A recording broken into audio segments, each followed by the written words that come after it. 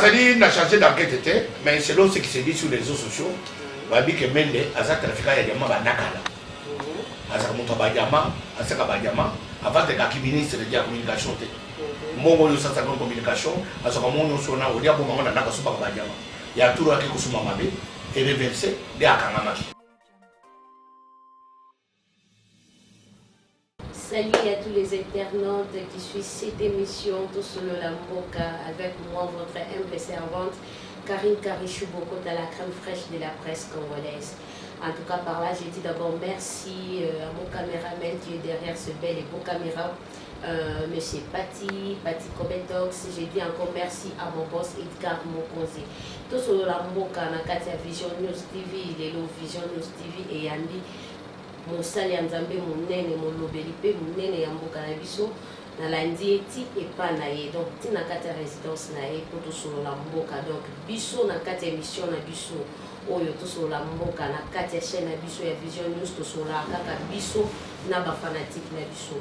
En tout cas bopesaki nga baquestion ebele bokozaki nga baquestion ebele nalukela bino Pasteur Tchatumba lelo ngai Karine Karichouboko dans la crème fraîche de la presse congolaise Nathalie na keke na ki na komipe na moni ndaku ya Pasteur Tchatumba lelo na yambe bino Pasteur Tchatumba.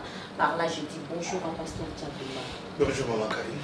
Boni ba séjour mon Congo. Elengi ya consacré depuis na kola qui n'a pas aujourd'hui 51 ans et j'aurai 50 ans le 1er août en anniversaire. Je n'ai jamais vu un pays beau où les gens élégants, les gens beaux, les dirigeants aiment le pays. Il y a eu élection dans ce pays, une bonne élection. Aujourd'hui, nous avons vu M. Claude, M. Yves Le Drian, ministre des Affaires étrangères française, qui était contre. Il a compris que depuis 1960, il n'y a jamais eu une élection comme celle-ci. On a élu un président démocratiquement élu et aujourd'hui, le président élu a fait une décrispation politique totale. Le président élu. Il y a eu la démocratie au Congo aujourd'hui. Les médias sont libérés, les prisonniers sont libérés. Aujourd'hui, les retours des opposants emblématiques sont entrés dans le pays en paix. Tous les meetings de l'opposition passent à la chaîne nationale. Alors, une situation comme ça, économique, aujourd'hui, nous venons d'avoir un Premier ministre. Alors, c'est-à-dire que c'est un décollage terrible. Et aujourd'hui, il y a eu 100 jours, nous voyons le Congo, c'est un chantier à ciel ouvert. Un chantier, pas des Chinois, pas des ingénieurs indiens qui ont détruit ce pays, des Japonais, non. Nous avons des ingénieurs congolais qui ont fini à l'IBTP, qui sont là, nous voyons l'OVD, l'Office de voilier et de drainage, nous voyons l'Office de route, un chantier partout. Et pour ça, je vais dire salut. Alors, le peuple congolais doit faire confiance à ce gouvernement et à ce moment dans le pays. Ok, Pasteur Tchatumba, parlons de 100 jours. 100 jours à moi, ils sont 100 jours à moi. Est-ce qu'on peut le faire 100 jours? Les 100 jours étaient pris comme un symbole de décollage. Ce n'est pas que dans 100 jours, on devait terminer les travaux. 100 jours, c'était pour montrer la volonté que nous pouvons, sans être financés ni par la Banque mondiale, ni par les Fonds monétaires internationaux, seulement nos taxes congolaises. Aujourd'hui, il y a des excédents bancaires. Nous voyons le PDG de la Banque nationale est en train de nous faire un rapport mensuel des recettes locales à la banque. Aujourd'hui, notre banque a des disponibilités financières. Nous avons un budget de 4 milliards 500. Aujourd'hui, la banque a plus de 10 milliards dans les comptes, dans les caisses de l'État. Moins de 6 mois de gestion de Félix Tshisekedi comme président et le directeur du cabinet comme Vital Kamerhe Wakili. Plus de 10 milliards espèces dans les comptes bancaires congolaises. Une situation jamais vue au Congo depuis 1960. Après le départ de M. Kasavubu, il n'y a jamais eu une situation comme celle que nous vivons aujourd'hui. Alors voilà pourquoi les 100 jours étaient pris comme modèle, comme symbole de décollage, et les 100 jours à décoller. Nous voyons Kamchachi, on est en train de transformer la maternité des écoles de Kamchachi, qui était une pourriture, était devenue comme une porcherie. Aujourd'hui, Kamchachi, l'hôpital est en train d'être lancé moderne, un hôpital moderne militaire. Dans les camps Tchatchi, les enfants s'asseyaient par terre. Aujourd'hui, nous voyons qu'en camp Tchatchi, tout est en train d'être fait. L'université, les universités, nous voyons la route d'université qui part vers le campus, elle est bétonnée, la route est bétonnée. Ici maintenant, avec nos ingénieurs de BTP et d'office, sont en train de construire les routes. Auparavant, au Congo, on ne construisait pas de tout. On refusait. On est ce qui m'a direct. Parce que m'a direct, on depuis belge. Mais si on va se poser au chinois, na ba indien, ba ni bina gouvernement ba mi ba sangi ba signature ba ibi mbongo. Misala destiné à 1 million, ba ibi 900 000 ba kabuli, 100 000 ekomi na musala. Et c'est le musala pour moi oti na toilette na ngawana. Et sili et tele mobulumbu de beti e koyi e kufi e bukani. Les gens qui ont été mais les bandits qui ont ça. Et ça, c'est impeccable. Il faut attendre 100 ans. Parce que comme l'ingénieur Basseli Moussala, Moussala est ici, mon étiquette est sur la question d'État. Et nous devons saluer. On ne doit pas avoir l'habitude au Congo. L'ex-président sortant, il est passé qui kakatan wa banda qui kana banzela, on peut apporter kaka banzela. Si ko motama mabuma batute kama moko banzela, est-ce qu'on pense en aller au bamoko na kati? Oui, oui, parce que non, c'est la différence c'est quoi? Tu sais que Félix Tshilombo, le président actuel, est en train de s'atteler à des causes et non à des conséquences. Conséquences, c'est-à-dire quoi? Mboke baby. Nous constatons que Mboke baby. Mais il faut chercher les causes. Qu'est-ce qui a fait que Mboke comme un État? C'est ça ce que Félix est en train de faire. Comme les causes sont en train d'être démantelées, vous allez voir la situation va s'améliorer automatiquement. Les présidents et les pouvoirs passés s'attaquaient à des conséquences.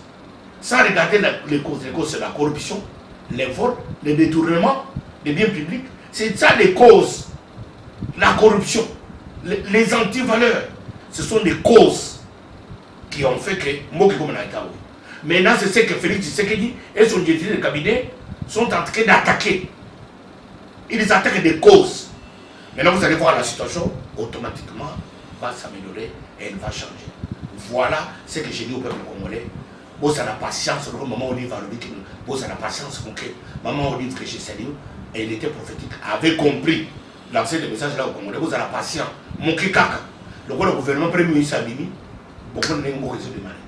Ok, nous, lobby, parlons du Premier ministre Abimi, parce que Tchatumba, Premier ministre Abimi, pour le Premier ministre, voilà, avec sa merci à président opposant actuel, mais aussi merci à président sortant. Et ça, allié à quoi? Non, les alliés, le président sortant, parce que c'était son temps, qui devrait proposer à l'actuel président les noms de celui qui serait nommé. Joseph Kabila qui n'a dit ça, tu sais que Baboucha ou Bazaraki, Ramazan de Bazaraki, Zoé Kabila Bazaraki, Janet Kabila Bazaraki, tu sais qu'il y a une liste. Parmi les gens retenir rien. Il y a un appel merci. Il faut que nous apprenions à dire merci, à ne pas être hypocrite. Parce que c'est que Kabila a proposé au chef de l'État. Il y avait beaucoup de gens jeunes. La FCC, intelligent, crédible, qui pouvait assumer cette fonction-là. Mais quand on va prendre un vieux papa qui a traversé 4 présidents, président Mobutu, Kabila Père, Kabila Fils, aujourd'hui, Tshisekedi Félix, c'est-à-dire qu'on a besoin de son expertise. Aya a même une expertise, Gongo Oyo, le rôle de Félix Tshisekedi à sa chaîne, directeur de cabinet à sa chaîne, il faut pas l'équilibre. Félix Tshisekedi, c'est un équilibriste. Équilibre et salami, avec la vie et classe, avec l'expérience. Nous nous mélangeons maintenant. Il y a 3 choses. L'expérience, quand l'acteur premier ministre, les combats, quand Félix Tshisekedi, et l'intelligence, quand Vital Kamerhe. Voilà, nous travaillons comme ça. Tripartite. L'expérience, les combats de Tshisekedi et l'intelligence de Vital Kamerhe. Je vous dis ça, voilà.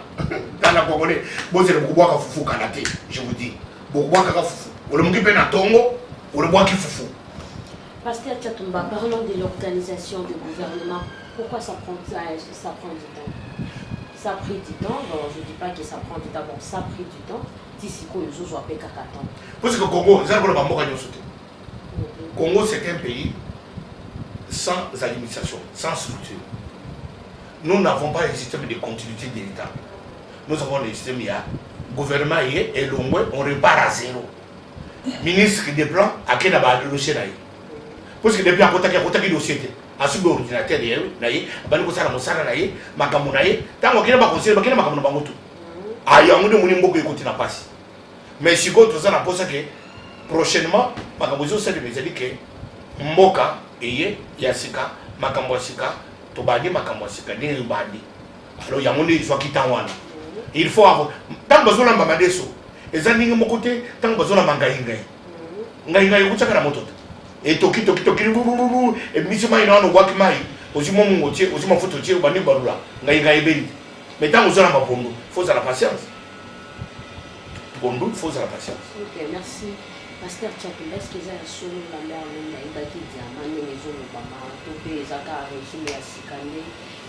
bon, on a changé d'enquête, mais selon ce qui se dit sur les réseaux sociaux, on a dit que Mende, à sa trafic, il y a des gens qui à sa montre Badiama, à sa Badiama, avant de être ministre de la communication.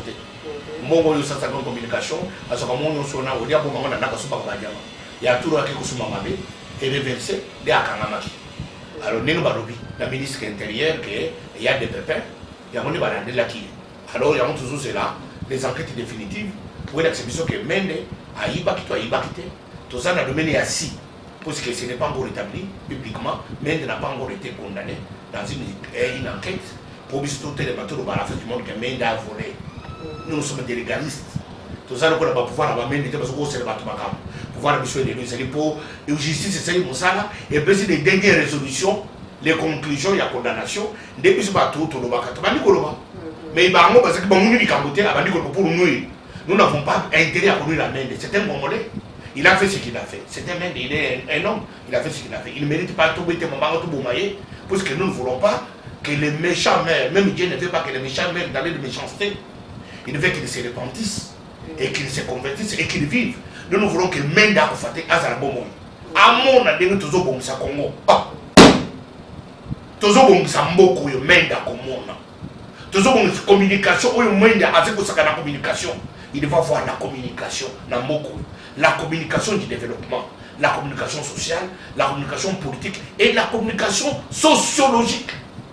Nous allons faire dans ces pays. Pasteur Tchatumba, parlons de Moïse Katumbi Tchapoé. Moïse Katumbi Tchapoé, il a dit, il a réalisé, il a dit qu'il va atterrir le 20 de ce mois et il a fait. En même jour, Wana Kaka, le 20 Wana Pekaka, Papekisi Kaka, l'ex-président Kabila Kabangé, a volé quoi. Donc, à Kende, Nélité, Mbachide. Donc, c'est normal, les gens ont des ordres. Joseph Kabila, pourquoi choisir seulement les jours Moïse Katumbi? Bon, ce qui est scopé à Zaki Peka, un projet sur le plan tactique, il devrait changer. Parce que Bazar Okola, les deux éléphants, dans un même cage, et ça bien. Il fallait où il y a quelques jours. Moi, je suis content comme on avait, je ne sais pas si c'est confirmé qu'on avait empêché de ne pas partir. Alors, pour éviter des attroupements, à quoi que et le moment où fait. Alors, tout saluer les retours des Chapoué. Chapoué, salut. Retour Nayo, pour ce pays qui a Babino, il y a 4 mousquetaires, après auto élevé débat. Tout ça, pour ça, l'opposition républicaine. Beaucoup critiquer l'action de la mission. Tout le monde beaucoup ça qui inquiétait. Yo, on est au yé, télévision, il a qui s'y retourne. Mais Moïse, quand toi, tu étais gouverneur, Nakatanga, tu fermais les télévisions, il y a des opposants. Mais là, tu peux jouer les sons. Tu as la question que Bissot, tout ça, va démocrate. Au yé, caméra à la télévision nationale, na retourne. Mais nous, nous avons monté ma stratégie pour nous, aux gens. Nous n'avons pas montré parce que nous estimons que tout Congolais a droit d'exercer son métier, ses activités dans ce pays en toute liberté. Il y a d'autres actions. Moi, je suis Ok, nous sommes presque à la fin de cette émission, mais Pasteur Tchatumba, est-ce que vous lancez un message pour nous Mboka? Topé na public oyo ba senga kingana ya mbelo bango. Est-ce que vous sepelisa baona et lokoni oyo so senga Mboka asala ezalate lokola côté de Rutaki. Donc ezalate lokola au ex-président, place au ex-président sala kité et akoki ko sala pour sepelisa public, sepelisa pe biso ba Mboka. Est-ce que vous lancez un message pour Nazo senga Mboka justice. Parce que c'est la justice qui élève une nation. Ce qui justice est côté. Mon temps que beaucoup respecter, moi c'est Batou. Moi na Batou. Mon papa et un état. Mon Batou. Mon temps que beaucoup respecter, parce qu'il dit que ce qui n'a ibi, n'a kokangama, loi kokanganga. Ce qui n'a sali boye, loi kokanganga. Parce que Mboka o ikufa, loi est à la quitter. Mon temps que vous êtes directeur d'une entreprise, de l'État. Afutaka ba fonctionnaire te azoka mongo ati na poche abadi basi 4 akobi na 4 belles familles ozana 4 beaux pères ozana 4 belles mères ozana 148 beaux frères na ba belle sœur yo bisanga sikotanga ba côté na bango nyonso na poto oseli des ans et si na tibalongoli yo oseli le côté parce que nyonso bon nyonso était en train d'évacuer tes femmes yo ovana na kini ozozo basi na yo 4e fois ozoti na poto okende na poto mokoni ozoti na ba poto bovandi kuna bamoni mère moko akiti asaka moi ça directeur na ya kate PDG d'une entreprise siko petit moko avandi na poto wana sokolaka asaka na mpiaka akangi mbayi okimera wana akobi moi ça mututel ba akobi na basi pour ni bon muibi osangi loko osala ngo mutile bato na poto yango na soko senga mboka oyo mukonzi ya sika na directeur de cabinet na ye na premier ministre akoti ba surveiller les camps justice na mboko vous savez bien. Ok, merci. Par là, j'ai dit merci à mon caméraman qui était derrière ce bel mais on tient pas la photo, même si on pas la photo, c'est mon boy. N'a pas aussi na chulambo. N'a pas aussi na Papigué. N'a pas aussi na Jean Paul. N'a pas aussi Edgar Mukonzi, boya na mboka yango. N'a pas aussi na Marcel Mutambai, mboka yango bokita na mboka na otandi ba classe beboye yaka kosala musala Congo Marcel Mutambai tu as de la place et puis nazo sala voyage pona que nous avons bokecho na Belgique nazo mtsaye nao bokecho azonga Congo parce que kona sala musala te moïse ko tumuta ko fete moïse ko tubi azo na boyi aya ko fuko ta ngormoko akufuko parce que ya sala musala te bia ke na poto ay ko fana na hypertension pama parce que ya ko ka kampia kate Mpiaka mutiza ko lubisa ikunga na tse ko no free est-ce que c'est que mpiaka na zo mpiaka na lebisa to sakina ye ali ka mpiaka ba tso yuka sana mpiaka na so ke kuzwaye na ye na yao na fadi sina rotana amuna ta rotana na ibe mlingi te place ngana fana 38 jours te na lobi ni tenini hôtel du fleuve te place ngana ka café te na lobi te ke pour intercontinental besoin nga babenga ko ni ko Pullman. Place na lia kana midi te kunate. Ye na kote na rotana. Avant na rotana, na c'est physique chaque tongo 5 heures na bouche na pongo. Na kote na bibe kuna na lobi li mo na ba Grèce.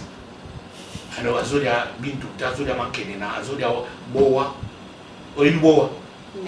Ah e boa eza champignon. Ouais, je connais champignons, mais je connais pas les bois. Ah bon na Mayebo. Ah ouais, Mayebo. Voilà. Aya Mayebo. Mayebo. Basele Mayebo lokoli ya dinaka mungusu mingi. Basele mungusu, basele mboto. Ale lokola mungala. Sima na longoli yawa nazongise na mandaka. Atika di bongo. Vite na mandaka. Azikisha fa parti na mabongo. Siko ba pêcher ba ke koloba mbisi. Ba mama tango na mbisi na ba pirogue. Siko ya futaka taxi ya baboto. Siko yo akenda tika musala. Alors pourquoi vous voyez Moussa c'était les effets. Souvent Moussa on les a bien ça sont pas bon. Azonga di bon na Moussa na yeto. Et ça Moussa il ne connaît pas autre chose. Oui, nous sommes presque à la fin de cette émission. Par là, j'ai dit merci à mon boss Edgar Mokonzi. Bon, lui, les savoirs, c'est nous. Donc, Bissonde Moussala, Bissonde Makambo. Là, je dis encore merci à Francisco Mana France. Je dis merci à Eden Amour et Babi Monte Maya Glody. Merci à Roli Makese. Merci à Fanny Batadila. Merci à tous mes amis, à tous les amis de Karichou, partout où vous êtes. Je vous aime beaucoup, beaucoup, beaucoup. Merci à Onos Limbambe, le prix Nobel de la Sable. Merci à Christian Limbambe. Merci à toute la famille. Ah, Onos Limbambe, Bishop Mote. Ah, Onos. Ah, Mokiza Kopela. Ça, nous voyons. Boya, na côté na groupe à Chulambo, ma boya, parce que na boya na Onos. Merci. Pasteur Chatumba, au cause de la deux personnes au cours dédiées à dédicace. Akachi, maman na Céleste, maman na Merveille, maman na Enzo, Roberti, maman na Félix. Babizou, petit na zela yo, y'a que déjà, tonga déjà. Ah ouais, déjà, au côté de la chambre, il y a des zela yo, y'a qui tombe. Il y a grave. Bisous. On va dire moto. On va dire moto na fleuve. Moto, il dit moto. Et on va dire, au lieu makolo soso. Ça na ba cholestérol. Awa moto, ba bimise na mai. Ba pasoli. Ba si kwa kati ba zomise ne bani. Ba tieni kola makala. Ozo dia azo pema. Oko dia moto, azo pema. Ozo monai. Atalia wana kisasa. Merci, au revoir.